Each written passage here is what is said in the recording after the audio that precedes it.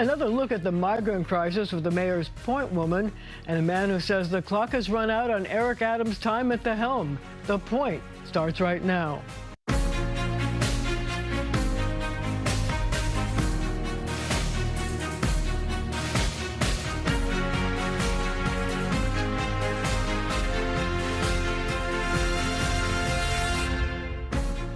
Anne Williams-Isom is the Deputy Mayor for Health and Human Services, who has clocked many sleepless nights dealing with the migrant crisis. But, you know, I was very surprised this week when you said that the number of people coming into the city has dropped to 700.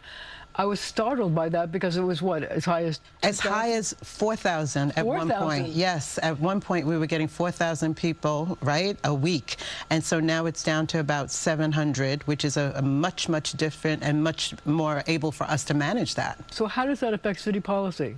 Well, first of all, I want to really thank the Biden-Harris administration for the executive action that they've taken. And because of that action, we really have seen the crossings at the border go down. And that's has really allowed us to be able to manage this crisis in a much better way. We've been able to even sort of decrease the census. So in places like Randall's Island, we've been able to take down one of the tents. We'll be consolidating sites, and it just makes it much easier for us to manage the budget and everything else. So Randall's Island, you took down a tent? We took down a tent. So there's less people there, and there's less of a footprint. We'll be able to give them back a soccer field that was there so that the kids and the families can have, you know, this is a time of year when we go back to all of the schools and the activities that young people have. So we're going to be doing that with other places also, and that's having less of a census and having our census goes down allows us to do that. So one of those tents was about, what, 750 people. So where did those people go if you were able to take down the tent? So we still have, remember, we had up into 213 different sites. So we're able to see which ones are the sites where there's people are too crowded. So we still have our asylum seeker help center, and we still have Roosevelt Hotel where people come in, and so then we place them into the spots that we have. Are there any estimates as to how many of these hotels or shelters you'll be able to either consolidate or close? Well, that's the point, Marcia. As long as those numbers keep going down, and what we're also seeing is that, and for the past 7 weeks, we've had less people coming in and more people exiting. So if that trend continues, we'll keep on looking at all the different sites throughout the 5 boroughs and consolidating them and trying to get the census down. So are these people actually leaving the city or finding housing, or are they ending up on the street in encampments? Definitely not ending up on the street. I thought you were going to say something different. So some people are staying here in New York City and finding places with families, because we're, you know, almost 3 years into this now, so people have started to settle here. Some people are going to other parts of the United States. Some people have decided to go back to their original country. But, you know, the mayor has been very clear that we don't want encampments, and we certainly don't want anybody on the street, and have been very proud that no families and children have been on the street. So school's going to start next week, and I wonder how prepared the school system is to deal with the children of migrants. Yeah, so I was saying that I love this time of the year in, you know, in New York City and everywhere else, because this is the time where we'll have a million children here in New York City going back to school. And when I think about it, you know, we talk about kids who are in foster care, we talk about children who are in homeless, you know, shelters, we talk about migrants. They're all children, and they all need the same thing, have different types of specialized needs sometimes, whether it's about language, whether it's about mental health. But the New York City Public School is prepared. This will be our 3rd school session since they have been here, and so they'll be prepared with the teachers that they need, with the language services that they need, really connecting. I'm getting ready to go to a backpack event where a group of community folks and religious leaders are giving backpacks to children. So it's really a good time for New York City and for New Yorkers too. Has it been difficult to get enough English as a second language teachers? I know that there's so many different languages that the migrants are speaking when they come in here. Have you been able to get the vast majority of people? Yeah, I think at the beginning, for sure, it was an issue at the beginning when we saw this surge of young people coming into the school system. But it's my understanding, and I'm sure that the chancellor will come back and talk about this himself, about 1,100 teachers that we have that are by dual language. And we know that while there's many languages that the migrants speak, the majority of children speak Spanish, and so we think that we're covered in that area. I know that there's been an effort to get charities to participate in providing services for migrants. There's something called the Fund for Newest New Yorkers. Tell me about that and what's going on in terms of what the kinds of services they can provide. So one of the best things about New York City is our business community, our philanthropic community, and certainly our community-based organizations. And from the very beginning of this crisis, we've had people step up. And most recently, we've had the Robin Hood Foundation and New York Community Trust create a fund so that smaller nonprofits and other new nonprofits have been doing this work can get more access to grant funds. But there have been many people who have stepped up who may not have even gotten funds because this is their community and they've really, stepped up to support the migrant, our new arrivals. Are they able to help them get jobs or get work papers? So this is the main thing. This is where the federal government, we need them to. We're so happy for what they've done already, but we need them to step up a little bit more. We know that throughout this whole country, there's so many jobs that people need and are available, but at least unless people have their work authorizations, then we won't be able to connect them to jobs. So we do have our small business associations and some other cooperatives who are working to get people connected to work. We know that some people are working illegally and are doing that work in that way in order to support their family or to send money back. But that's something that we really would like the federal government to work with us on, a decompression strategy, more funds to support the migrants that are here, and definitely work authorizations. Is there any way to speed the work authorization up? I think there probably is ways. I've been amazed about what the White House has been able to do, and I think that they're continuing to look at those things, and I think that would help cities enormously. One of the things that you've been working on that I'm interested in is the Women Forward program that the mayor has been proposing. Tell me about that. And has this been instrumental in getting more women into government, into jobs? So I'm really happy that you brought that up. It's something that all of my sister deputy mayors and I have been working on, and it's everything from getting women connected to employment, to women who are victims of domestic violence, to women who are incarcerated. We really want New York City to be the friendliest city for women to be able to work and to thrive and to raise our children. And so we've been I think there were maybe like 61 different initiatives, and we've already checked off 47 of them in all of our different portfolios. So we've been very proud of that work. But you yourself have written very movingly about your own struggle to find your own voice, and people telling you shouldn't share too much of yourself, you shouldn't talk about love or joy or things like that. What was that struggle like for you? So I think many women, and I think maybe even particularly women of color, when you're coming into an environment and there's not a lot of people who look like you, leadership doesn't look like you look. And I think one of the great things about having this administration, where there's so many women of color, is that we can say you can be your authentic self. And so whether that is that I talk about my 94-year-old mom, I talk about my husband, I talk about my children, my community, my immigrant background. Both of my parents were from Trinidad and Tobago. There were people who felt like that wasn't really professional for me to talk about those things in that environment. And I don't think you can really serve well. Did you feel squelched? Did you feel... Well, I don't think at the time, I kind of believed them. I was like, well, these people must be telling me the right thing, and so maybe this is the way that I need to act. So you didn't talk about yourself? I didn't talk about myself, and I tried to, act differently, and I was like, oh, I got locks in my hair, and oh, I got big earrings, and oh, I have all these things.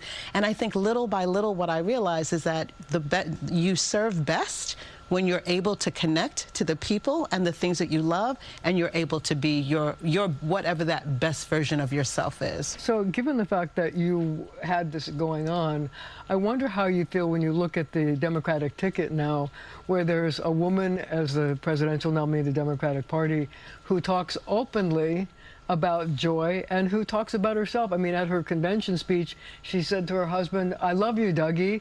It was a very, a personal moment. Right. How did you feel about that and seeing it, and did it maybe empower you to feel better about yourself as well? So I'm getting goosebumps with you asking me this question, because I think it meant a lot, because it kind of reaffirmed and confirmed that we can be powerful, we can be strong, we can be a commander-in-chief, and we can be funny, and we can be loving, and we can be a stepmom and a mom and all those different things. And it was really special because I was able to share that with my 2 daughters and my son, and for us to see this moment, it feels like a historic and really proud moment. Okay, we're going to have to leave it right there for now, but our conversation continues right after the show on our streaming channel, CBS News New York.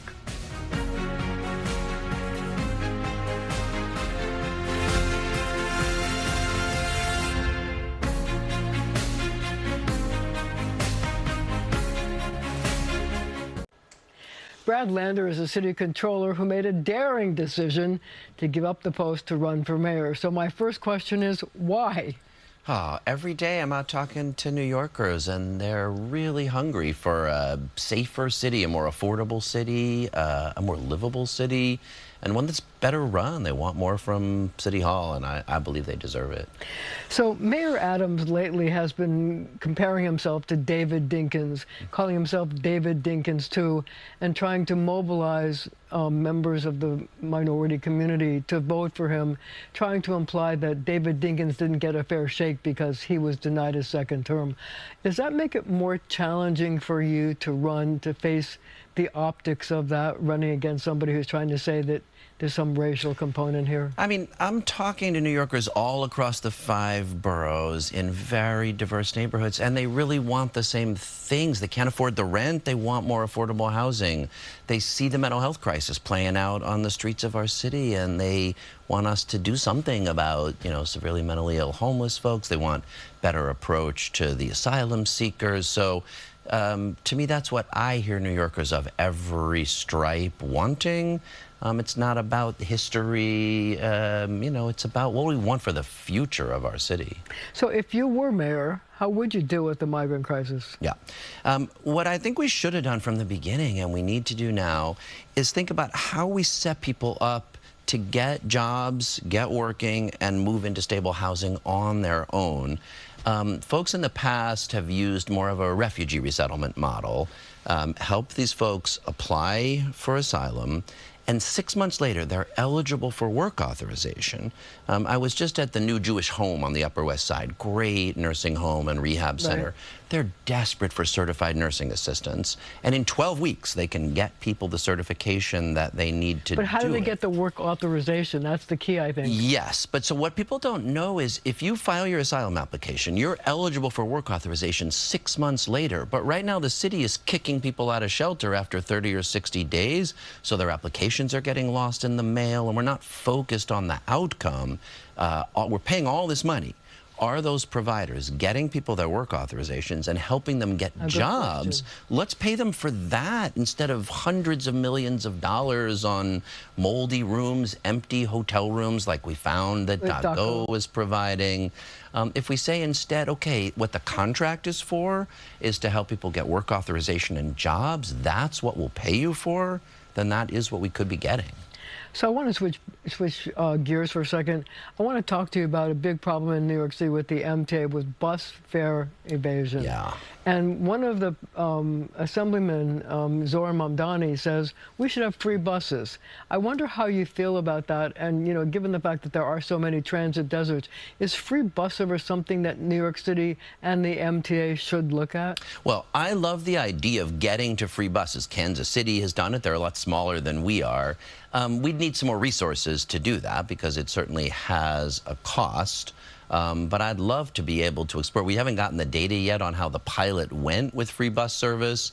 So I would love to pilot it. At the same time, if you're not providing free bus service for everyone, you do got to make sure people are paying. You can't have the situation like we have now where half the people are paying and half are not, because the half who are think, what's going on? I don't want to be a chump.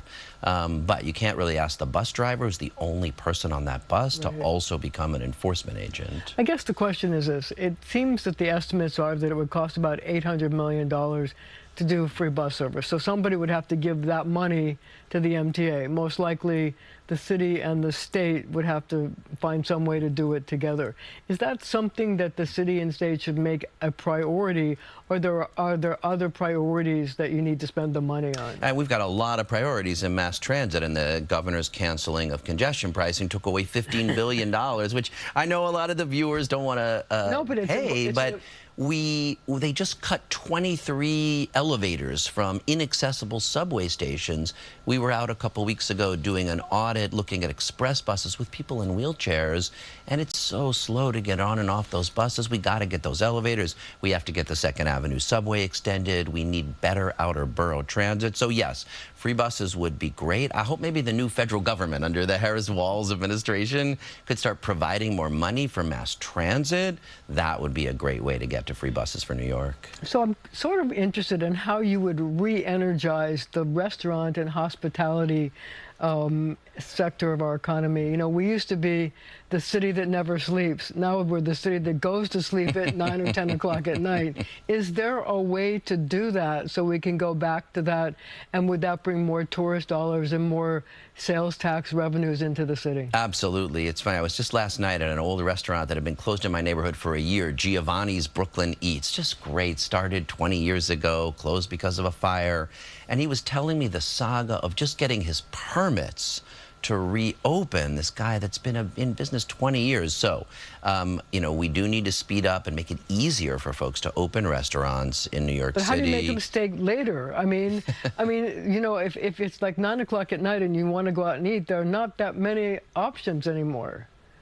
Yeah, I think there are a lot of things we could do to enliven the streets of the city. Some of it does get back to safety. People got to be confident they're going to be safe if they stay out at night, but maybe there'd be a way of really focusing on some of the areas in both Manhattan and the outer boroughs. My son now lives in Bushwick, and Bushwick is hopping at night, so there definitely are some places where that's working. Maybe we could build on what's working there. So if you were elected mayor, how would you deal with the economy differently? How would you deal with it? Yeah. I went to visit recently Dan Doctoroff, who had been Mike Bloomberg's deputy mayor, and really had this vision of a kind of virtuous cycle in the city that makes the economy thrive. We were talking about a few things. One is the public realm and making it safe. So I've made this pledge to end street homelessness of severely mentally ill people in New York City. And that's like one of the first things I'll be focused on as mayor. We could do it. And then, of course, businesses have an easier time opening and attracting workers. I really want to focus on higher ed in New York City. CUNY is a real gem, but we've got a lot of other institutions that could be investing in the next technologies, in AI, in tech, in life sciences. Which create jobs. And attract talent. And that is really what the key to New York City's thriving economic future is. The reason we're the best place in the country, in the world, is we're the place people are hungry to be, both who grew up here, but also who come here, and then create the new restaurants, the music and the nightlife, the culture, and the businesses that really hire and make it a thriving city. Are you worried about middle-class New Yorkers leaving New York, and how would you try to retain them? I mean, affordability is the biggest issue there. People want to be here. They love to be in New York, but if you can't afford the rent, you can't afford childcare, it's impossible to stay. So affordability has to be goal number one. That does mean building a lot more housing. It also means opening up homeownership opportunities that we really have not been focused on. I've proposed a few new homeownership programs for city workers and others. We've got half the homeownership rate of the rest of the country. We got to find a way to do better. Well, we're going to have to leave it right there for now, but our conversation continues right after the show on our streaming channel, CBS News New York.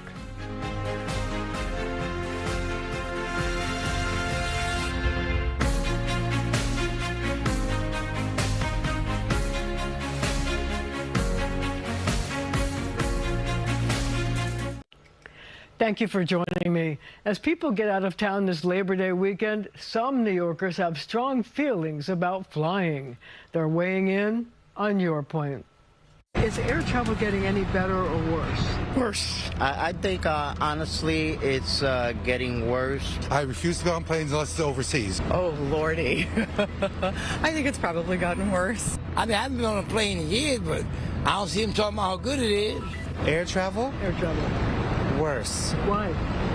The seats are smaller, more delays than normal. I assume it's getting worse. A lot of cancellations all over the place. Why? Do I want to see a TSA person? Do I want to get on these stupid lines? Once upon a time, you knew when you could show up at an airport, shush right through security and get on that plane and you'd make it. What's the best thing about flying? You get there quicker. I don't enjoy flying personally. But yeah, I would say just getting there. I like watching the clouds. And you ain't walking and you ain't in no car. Landing. Probably just having a couple hours to watch a movie and read and do nothing. Nothing. I hate flying. What's the worst thing? A little nervous up there that it might crash. Like fearing death. The fear of not getting where you want to go. The middle seats. It's crowded. Just like the other people and like the chaos. Going through like customs and stuff. In New York City, actually getting to the airport. Do you think the airline should compensate you when they don't arrive on time? Of course. Yes, they should.